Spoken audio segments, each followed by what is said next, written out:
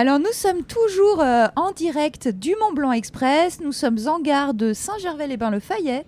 Nous attendons le départ du train qui repart du Fayet en direction de Chamonix à 11h28 et nous sommes en compagnie d'Arnaud Delers. Bonjour Arnaud. Bonjour. Ça va ? Très bien, merci. On est ravis de vous accueillir dans le Mont-Blanc Express pour notre émission Une radio sur des rails. Donc vous êtes docteur en histoire de l'école des hautes études en sciences sociales. Vous avez enseigné aux universités de Lausanne et de Savoie-Mont-Blanc. Vos sujets de prédilection sont l'histoire et les archives des monastères savoyards, la justice ainsi que la médiation culturelle. Aujourd'hui, vous êtes directeur du château des Rubens à Sallanches, après être passé par l'abbaye d'Eau. C'est ça, l'abbaye d'Eau et le château de Montretier, près d'Annecy. Ah oui.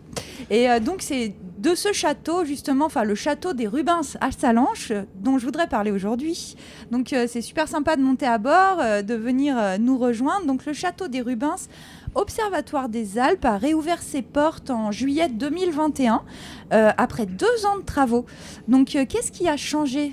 Tout peut-être, me direz-vous. Ah oui, alors franchement du tout au tout. Hein. Tout a changé, l'intérieur. Alors, il a conservé sa façade un peu médiévale, un petit peu château fort de l'extérieur, mais tout a été revu, les zones d'accueil et évidemment les zones d'exposition. On a une très belle exposition permanente qui est consacrée à la nature, à l'environnement et aussi à la présence de l'homme dans la montagne. Donc on a 4 étages qui chacun sont consacrés à un thème en rapport avec la montagne. Alors au premier étage, on a quoi ? Alors, je vais vous faire une petite visite virtuelle. Allez, super. Allez, on pousse les portes du château. Au premier étage, on a tout ce qui concerne la géologie. Alors, tout ça est amené de manière vraiment très ludique et très moderne, avec des pupitres, avec des films, avec des séquences même un petit peu impressionnantes où on voit les plaques tectoniques qui se déplacent sous nos pieds, avec des petits programmes où on écoute même le bruit d'un glacier. Parce que le glacier parle, on ne le sait pas ça. Mais il y a toutes sortes de bruits et qui intéressent évidemment énormément, notamment les plus jeunes. J'ai envie de dire que ce premier étage, c'est un peu la géologie amusante. Cette géologie en 4e ou en 3e qui nous barbait, faut bien le dire, avec les couches, le gneiss, tout ça. Là, c'est apporté vraiment de manière très, très ludique et pour un public très familial. On franchit un étage dans ce superbe escalier hélicoïdal et on arrive... Qui est d'époque, Ah oui, alors l'escalier est complètement d'époque. Je vous dirai un petit mot dessus, il est intéressant après. On arrive au 2e étage et on arrive à l'étage de faune-flore. Donc on a conservé une partie des collections d'animaux empaillés de l'ancien château, de l'ancienne expo. Et on a aussi aménagé ici toutes sortes de pupitres, des bornes interactives autour de la nature, autour de l'environnement. On va à la rencontre de toutes sortes de bestioles du monde entier, des montagnes du monde. Alors ce 2e étage, il est très intéressant parce qu'on ne s'est pas contenté de parler que de la chaîne du Mont Blanc et des montagnes et des Alpes françaises. L'idée, c'était vraiment de faire découvrir l'ensemble de la faune et de la flore des montagnes du monde entier. Donc on va à la découverte de ce qui se passe dans les Andes, on va dans l'Himalaya, on va à la découverte des chèvres des Andes et ce genre de choses. Bref, c'est vraiment, on parle d'observatoire des Alpes, mais j'ai presque envie de dire que c'est un observatoire des montagnes du monde entier. C'est ce qui fait tout le charme de cet étage-là, d'aller à la rencontre de ces animaux qui peuvent nous paraître un peu exotiques et de sortir un peu de la marmotte et du chamois habituel, quoi. Non, il y a d'autres bêtes qui vivent dans la montagne, elles sont très intéressantes aussi. Génial, donc après on monte au 3e étage ? On monte au 3e et là on va s'intéresser à l'histoire de l'homme dans les Alpes et de l'homme dans les montagnes. On a toute une partie où on dresse la rétrospective en fait des premiers hommes préhistoriques jusqu'au tourisme thermal et sportif, de la grande saga, de la grande épopée des hommes dans la montagne, des hommes et la montagne. Donc ça se fait là encore avec toutes sortes de supports interactifs. On va même à un moment à la rencontre des habitants de Sallanches, des personnalités de Sallanches, disons une guide de haute montagne, la directrice de l'office du tourisme, un agriculteur, qui chacun, à l'aide d'un écran, on a l'impression de leur parler, qui chacun nous parle de leur perception de la montagne et de la ville de Sallanches. Et puis on a ici une série de films très intéressants qui ont pour thème l'eau. Alors l'eau sous tous ses aspects, on va aller à la rencontre d'une communauté dans les Andes qui a gardé des liens très puissants, très forts, spirituels avec le glacier qui est proche du village. Et il y a une sorte de pèlerinage où ils prélèvent l'eau du glacier. Enfin, tout ça est vraiment absolument passionnant et nous permet de nous élever un peu, d'élever un petit peu la focale par rapport à notre montagne, à notre Mont Blanc local, auquel on est très attaché. C'est pas un problème, mais c'est bien aussi d'aller voir un petit peu ailleurs ce qui se passe. Oui, bien sûr. Puis vous promettez en fait un nouveau point de vue sur la montagne grâce à cette scénographie moderne, interactive. Et c'est vraiment intéressant de visiter ce nouveau parcours qui couvre plus de 500 mètres carrés pour une visite d'environ 2 heures dans une ambiance lumineuse, sonore, immersive. Pour en savoir plus donc sur les montagnes du monde. Donc vous m'avez aussi envoyé les affiches et ça claque vraiment. Ah oui, on a... c'est vraiment elles sont super, elles sont très modernes avec des moutons punk ou avec des dreadlocks percés pour un cycle intitulé À poil et qui nous parlera de laine. La thématique des chevaliers, j'ai bien aimé parce que c'est une chevalière. Je ne sais pas si on dit chevalière. Nous, on s'amuse un peu, on parle de chevaleresse aussi. Chevaleresse. On aime bien l'idée. Ah oui. J'ai bien aimé cette affiche. Donc c'est le cycle actuel, qui présente donc une femme sur son affiche, une femme chevaleresse. Donc je trouve que vous dépoussiérez vraiment complètement le patrimoine et ça c'est vraiment intéressant. Et via aussi les différentes activités et ateliers que vous proposez pour les familles, vous dépoussiérez complètement. Alors c'est quoi ces activités J'ai entendu parler de rubinoscope, de Au Labo du Château et des rencarts de l'Observatoire. Donc, est-ce que vous pouvez m'en dire plus ? Ah oui, alors effectivement, on a fait le choix d'une communication très colorée, très moderne, très pop. Voilà. Nous, la pop culture, on adore ça, y compris dans notre programmation. On en reparlera. Donc, tous les 2 mois, au Château des Rubins, on change de thématique. Donc ça impose un rythme très soutenu et voilà, il faut penser, réfléchir à ce qu'on va proposer en termes d'animation, un rythme assez soutenu. Donc comme vous l'avez précisé, on a eu À poil sur la laine, on a eu Touchons du bois, comme son nom l'indique, sur le bois. On s'est intéressé aussi à la montagne après dans son sens général. Et puis là, effectivement, on arrive septembre-octobre, on est en pleine thématique médiévale. On appelait ça chevalier. Et chaque thématique, on les décline en plusieurs formats pour toutes sortes de publics, toutes sortes de durées de temps et toutes sortes de bourses aussi, j'ai envie de dire. Donc on a une formule qui est très rapide. Vous connaissez sans doute C'est pas sorcier ou Dardar. Bien sûr. Ces petites pastilles de médiation culturelle qui sont très dynamiques, très rapides, avec des maquettes, c'est très graphique, c'est très visuel. Qui vulgarise, mais au bon sens du terme. Oui, exactement. Voilà, qui rendent accessible, je trouve, des différents sujets. Des savoirs qui peuvent paraître un peu compliqués. Alors nous, on s'est complètement inspiré de cette approche et de cette façon de faire pour proposer ces petites pastilles qui ont lieu en période de vacances scolaires tous les jours et qu'on a appelé un petit clin d'œil des rubinoscopes. Voilà. Alors on a 2 médiateurs qui sont sensationnels, Robin et Lauriane. Et voilà, à la manière d'un Jamie Gourmaud, ils vont venir vous expliquer pendant 10 minutes, un quart d'heure, c'est très rapide. Ils vont faire un petit focus sur un thème ou un élément de la visite du château, avec des maquettes, avec des choses à toucher, à sentir, à goûter même des fois, donc c'est très dynamique. Et on a un autre format donc qu'on appelle Au Labo du Château. Là, un petit peu plus long. Un petit peu plus long, voilà, une durée un petit peu plus d'1 heure, 1 heure et demie. Là, c'est pour rentrer un petit peu plus, d'une manière un petit peu plus forte et un petit peu plus appuyée, donc sur une des thématiques du moment. Et on a aussi une fois par séquence, une fois tous les 2 mois, une conférence où on invite un spécialiste, une autorité reconnue dans son domaine pour venir nous parler, là, peut-être d'une manière un petit peu plus scientifique et un petit peu plus érudite d'un point du thème. Par exemple, dimanche dernier, on a eu Nicolas Baptiste, qui est un des spécialistes des armures et de l'armement médiéval et qui nous a fait une conférence, mais alors sensationnelle, sur l'histoire des armures et comment aujourd'hui la pop culture, le cinéma, les séries utilisent les codes du Moyen-Âge, que ce soit l'armure et l'armement, et comme on a cru comprendre, pas toujours à bon escient. Voilà, la justesse historique est pas toujours au rendez-vous, mais du coup c'était absolument passionnant. Il avait amené en plus des accessoires de tournage de films, parce qu'il est conseiller sur les plateaux de tournage. Il a notamment travaillé sur Game of Thrones, avec les cascadeurs de Game of Thrones. Bref, un gars qui nous a emmenés pendant 1 heure, 1 heure et demie sur les traces des armures et des armes anciennes. C'était passionnant. Et l'après-midi, pour allier la théorie à la pratique, on a invité le pôle d'études d'arts martiaux de Grenoble. C'était génial. Il travaille, c'est comme de l'escrime, mais pas avec du fleuret voilà, mais avec des épées à 2 mains. D'accord, les épées médiévales. C'est ça, ouais. Et vous avez pu tester. Oui, il y avait démonstration et initiation, et j'ai donné de ma personne l'après-midi pour faire de l'épée à 2 mains. Alors c'est très physique. Ça doit être lourd. C'est très lourd, c'est très physique, et c'est amusant parce qu'on a l'impression pendant un court instant d'accomplir une sorte de vieux rêve de gamin, c'est-à-dire devenir chevalier.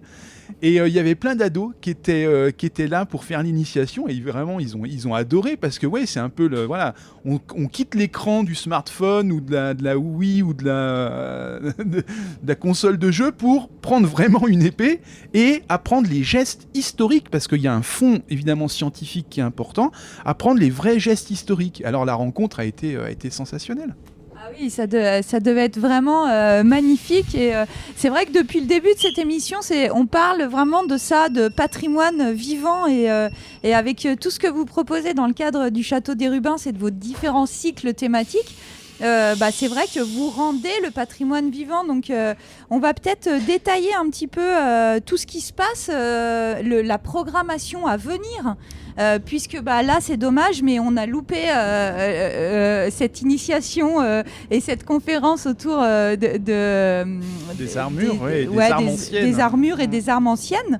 Mais à venir, vous avez prévu et vous avez organisé donc un concert qui aura lieu le 20 octobre, mais ne serait-ce pas demain ? Mais c'est demain, absolument. Alors là, on est sorti un petit peu du cadre médiéval, mais c'est pour nous l'occasion de garder, de conserver et de fortifier des liens avec le Val d'Ost. Ce sont des musiciens valdôtains qui viennent au château, et ils proposent un concert de rock trad. Alors c'est génial, le rock trad, c'est des rythmes très soutenus, très enlevés, mais avec des instruments anciens, avec des instruments trad, comme l'accordéon diatonique, le violon, ou parfois même la vielle.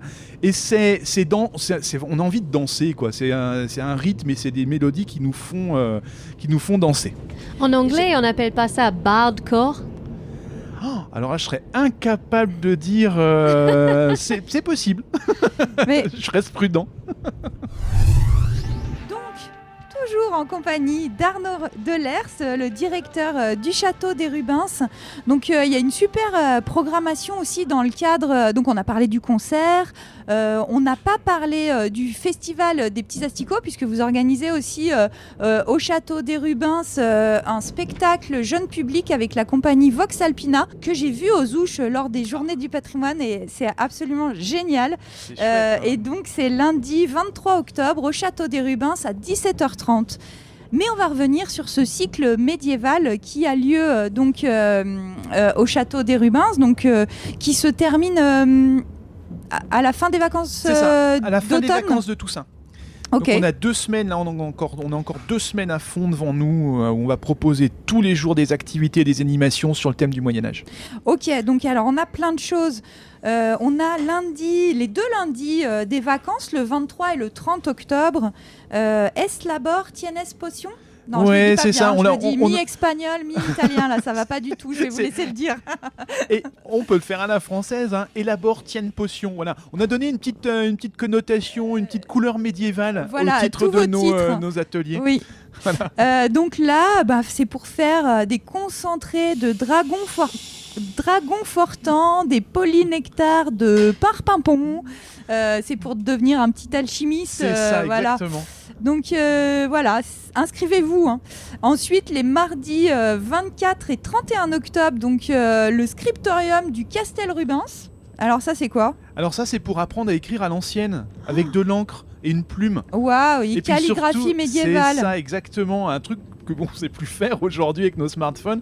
Et c'est bien pour notamment pour les petits, de montrer comment on écrivait autrefois. C'est vraiment chouette de renouer avec ça.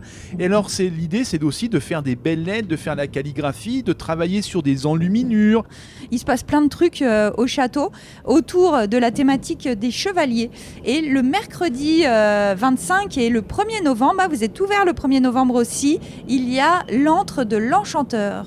Alors c'est quoi l'antre dans l'enchanteur? Alors l'antre dans l'enchanteur, on va proposer un truc incroyable, c'est de fabriquer sa propre baguette magique. Waouh, trop cool. Ouais, ça je crois qu'on est les seuls au monde à fabriquer, à proposer une vraie baguette magique qui marche. Ouais. On s'est inspiré de ce qui se passait à Poudlard et je crois qu'on va être bon là sur ces deux journées là. Ouais. Génial. Ça va plaire aussi. Donc mercredi et le même mercredi, les mercredis 25 octobre et 1er novembre, vous proposez des contes. Oui, alors avec une conteuse qui est une habituée du château, Elaïra, qui est géniale, quoi. Alors c'est vrai que jusqu'à maintenant, elle nous avait fait des contes sur la Toussaint et sur l'ambiance Halloween, voilà. Et là, non, on a changé un petit peu d'orientation. Elle va partir sur des contes du Moyen Âge avec des dragons, des chevaliers, des princesses. Enfin bref, c'est le Moyen Âge rêvé, conté et raconté aux enfants par une super conteuse. Hein. Elle est fabuleuse, c'est vrai. Ensuite, le jeudi 26 et le 2 novembre, un escape game spécial Moyen-Âge. Ouais, spécial Moyen-Âge. Alors le pitch, c'est rigolo, si on veut. Vous avez la peste. Vous avez la peste. Très drôle. Vous rentrez au château et vous avez 1 heure pour réunir les ingrédients qui vont vous permettre d'élaborer la potion qui va vous soigner de ce vilain fléau épouvantable qui pourrait vous être fatal. D'accord. Et donc vous avez pensé cet escape game pour l'occasion. Tout à fait. On a élaboré un scénario et chaque étage va réserver son lot de surprises aux visiteurs et aux amateurs d'escape game qui viendront ces 2 soirs-là. Alors, est-ce qu'ils en réchapperont? Est-ce qu'ils pourront trouver la porte de sortie du château et se soigner de la peste? Bon, ça, faudra... Ou vont-ils mourir tous mourir dans d'atroces souffrances? On verra. On le saura le vendredi 27 octobre. Donc sinon, une nocturne le mardi 31 octobre, la soirée des gueux. Alors ça, c'est pour Halloween. Alors la soirée des gueux, en 2 mots, hein. On l'a fait exprès, évidemment. Mais c'est vrai qu'à l'oral, ça sonne toujours, ça attire toujours l'œil, enfin l'oreille en tout cas. C'est vrai. Donc oui, on a une troupe médiévale qui s'appelle la Lyre et qui vient meubler, occuper tous les étages du château et proposer toutes sortes de reconstitutions de la côte de maille. Ils vont frapper monnaie, ils vont reconstituer une sorte de grotte, de caverne de sorcières et tous. Donc voilà, ils vont occuper tous les étages du château et on fait ça en nocturne. Donc jusqu'à de 19h à 22h. Tout à fait. Mais c'est génial ça aussi. Dis donc quelle belle programmation. Est-ce que j'ai oublié quelque chose ou non, je crois qu'on a parlé de toute cette programmation. Belle programmation des vacances d'automne et de tout ça. Ouais. Fabuleux. Eh bien, écoutez, on va continuer, mais là, on va vous demander de changer de casquette, Arnaud Delers, parce que vous êtes aussi auteur conférencier. Vous nous avez écrit un livre qui a l'air assez génial, qui s'appelle Tout un fromage aux éditions Inverse. Et vous viendrez aux Ouches, invité par l'association Dans le Temps, pour une conférence intitulée donc Tout un fromage, du même nom que le livre. Donc c'est quoi ce livre dont le sous-titre est Reblochon, abondance et raclette, la véritable histoire des fromages des Alpes? Oui, je me suis penché sur un sujet qu'on croit tous connaître, parce qu'on nous a tous entendu dire que le reblochon c'était un produit de fraude.